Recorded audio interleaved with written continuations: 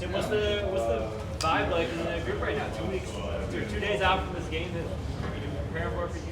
Good. Serious vibe, just working hard, making sure that we're sharpening anything that we need to sharpen, preparing for our first game. And yeah, we're loving it. The weather's been beautiful. The field's been amazing. So shout out to OC, and we're thanking them for, allowing us to use their pitch. And yeah, I mean, we're all just ready, all excited, and ready to get out there. Tim, you came on in the Germany game, set a pretty good tone. As an Englishman, I appreciate you giving the Germans help. Was it important to you to set that kind of tone? Yeah, I think it's important. I mean, they were dishing it out, so it's only right that we kind of match that aggressiveness. And yeah, I just wanted to get my team going, get that equalizer. Unfortunately, we didn't get it, but just having that fighting spirit and that mentality is always key. And I think that's something that Poch brought to the team that we weren't quite doing before. And I just wanted to add that bit of energy in the game. It was exciting, but at the end, it was all love. So. You guys, when I was with you down in Georgia, you seemed pretty relaxed out on the training pitch. Is that relaxation tailing off a little bit now? Do you feel more pressure as you get closer and closer to the opening game? Not really, not necessarily. I think we're kind of at the stage where a lot of us are in our second World Cup, so we know how to kind of manage and balance our emotions and everything. I think the most important thing is to not get too high and not get too low. I think keeping that balance is key, and we're just focused on the main goal, and that's to start well and put on a show for our supporters. And how well are you going to finish? Yep. Are you going to win it for the? I think with us, it's taking it step by step and walking in the path of God that God chooses for us. I think, I think every team that starts the tournament wants to be there in the end. So I think we just have to put in the work, fix the little things, and be together as a group, be a family. And how is your family? Your father, especially, he never had the chance to play in a World Cup, but he won the Ballon d'Or. What does he tell you, and what is that relationship? He's honestly just living in the moment. I think he's living his World Cup dream through me. It's a wonderful feeling being able to carry my family name, in this national team in the World Cup. I think, he's loving every moment. He's going to be at every game, so, hopefully I can make them proud, and hopefully us as a group can make a... Tim, how different does this feel than 2022? Because it's here? It's definitely different. I think when you're on home soil, it's definitely a special moment. Definitely different from Qatar.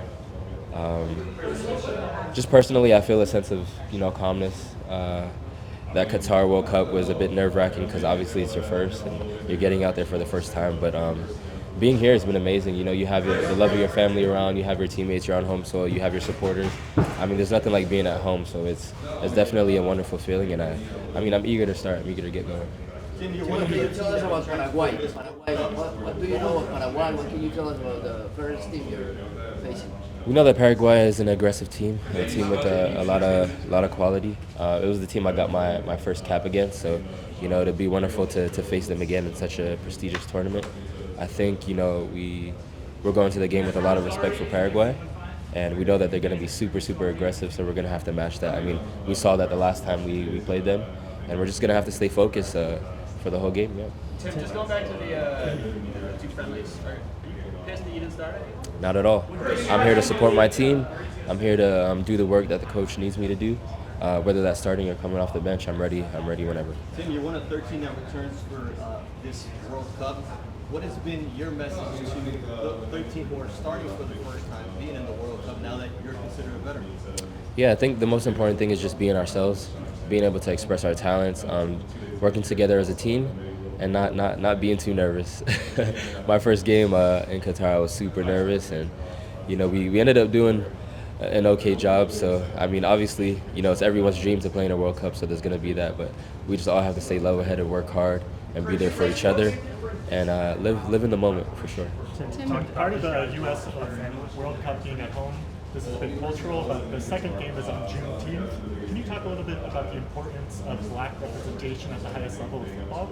Yeah, I think representation, not only in football, just in general, is huge. I have a whole bunch of kids back at home that are going to see me on TV and that are going to dream to be in the same position, which is a beautiful thing. I think, as a young black man, growing up in football, we all had our positive representation from the Josies to the Beasleys, you know, to the Maurice Edus and all those guys. So, you know, those are guys that I looked up to, and I'm happy to be at the forefront, leading the way, you know, for the next child to dream. What have you learned from Mauricio Pochettino? What have he taught you?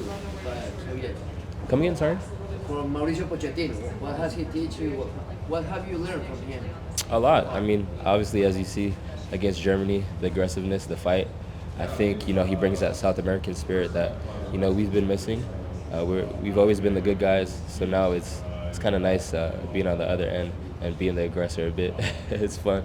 So, you know, Coach Poch is an amazing coach, and I can't wait to see what we do under him. There's a lot of competition for the strikers.